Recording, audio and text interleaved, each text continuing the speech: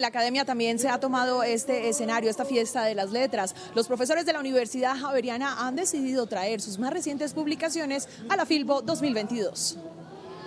En la Feria del Libro podemos encontrar publicaciones desde la academia con diferentes temáticas que van desde la investigación hasta manuales y consejos para abordar temas específicos. El primer ejemplar es Jardín de Rosas, de la autora Edilma Suárez. En este libro van a encontrar la historia de la enfermería en Colombia, vinculada con el desarrollo económico del país, cuando Colombia entra en la industrialización, el capitalismo, cómo se va configurando una feminidad en las mujeres. Como segundo libro también presentamos Investigar a la intemperie, donde se mencionan artículos desde problemas intelectuales, cuestiones de género, hasta trabajos etnográficos en torno a la violencia. Un libro de metodología, pero no metodología en el sentido de la descripción de los pasos necesarios para llevar a cabo una investigación, sino de el modo en que nosotras enfrentamos problemas investigativos. Asimismo, hablamos del ejemplar Mundos de Creación de los Pueblos Indígenas de América Latina,